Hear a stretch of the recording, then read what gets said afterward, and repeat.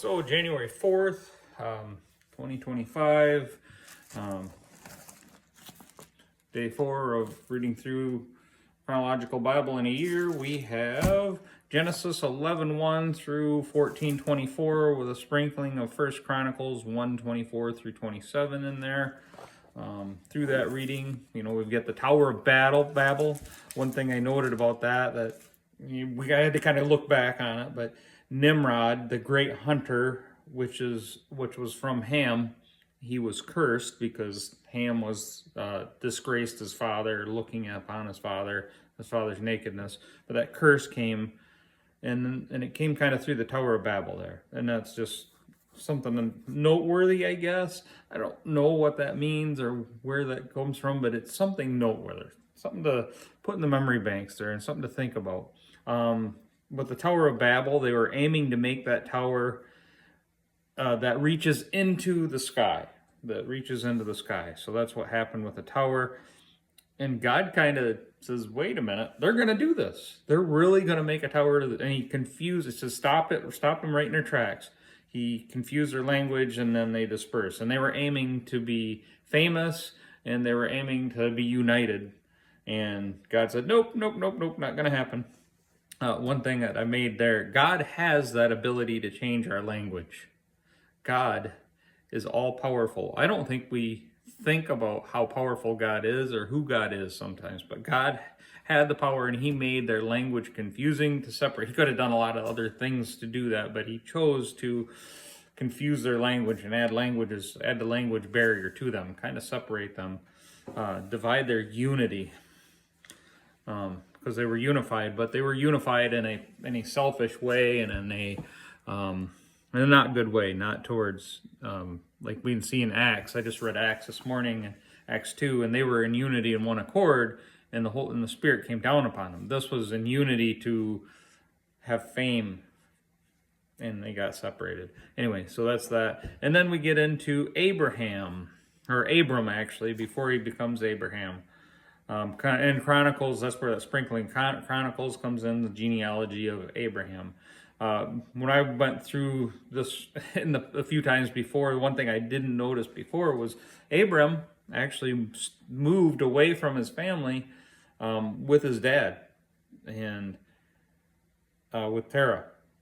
He was from the family of Terah, and he moved to Hebron with Terah, with his dad, and Lot came with him because Lot's dad had died previously. So they moved. Then the one thing I've noticed, and this was something I've been taught somewhere along the line, that God called Abram to move, to continue to move.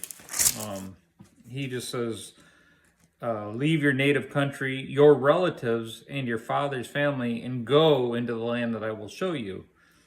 But that Lot went with him.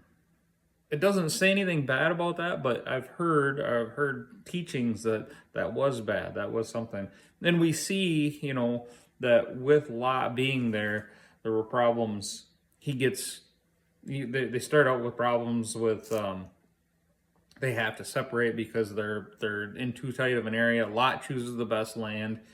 Actually, I didn't really say that, but he chose the Jordan Valley around Sodom and Gomorrah at the time. We hear more. We'll learn all about that too yet coming in further readings.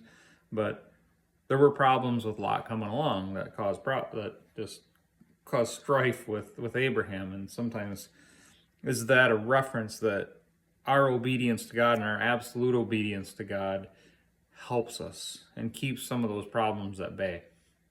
Something to consider.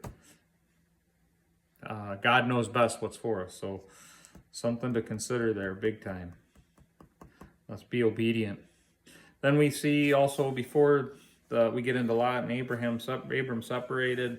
When Abram goes to Egypt, I didn't realize he had to go there because there was a famine.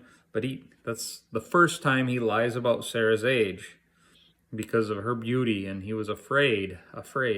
He's got the Almighty God backing him up, but he's still afraid because Sarah was so beautiful, and she was, I think he said she is 10 years younger than him, and it said earlier that he was 75 years old, so she's in her 60s, and he's saying this lady, and it's true. This lady's so beautiful. And Pharaoh was like, yeah, I'm going to take her.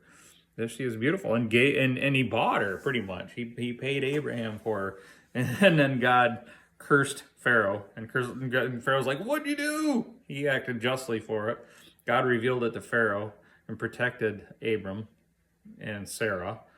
And even though they weren't being honest about things, but God blessed through that. Then we get into Abraham and Lot separate, and then all that goes on. And the one thing I was looking at is some of the ites. I was trying to see if some of these ites that were fighting, you get the whole battle fight, trying to reference back and look and see if that was, some of those other bands or offspring of Ham from the cursings there. So we have that. I didn't really see that, but that's some of that makes sense. The cursing came through Ham and all that fighting and battles that were going on. And anyway, we see how Lot gets taken away, and Abram takes 318 men and trained men and goes and fights, but he's got God's backing, and he gives God all the credit in the end. And then we see the whole thing about Melchizedek. There's not a lot on Melchizedek, but later on we hear that in Hebrews, I think it's Hebrews, that Jesus was a priest. And he wasn't a priest according to the line of Aaron and Moses. He was a priest in the order of Melchizedek, and that's very significant. It's not so much significant to us, but I believe that it is very significant to the Jewish culture and how they taught and what they taught. You got to understand that Melchizedek was the king of Salem, which I've been taught that's Jerusalem. Salem, Jerusalem. That was prior to.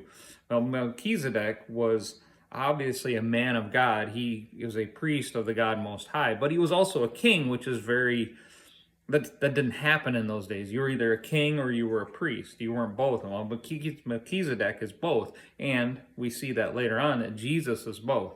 We see that typology of Jesus throughout the scriptures, and it points to Jesus here.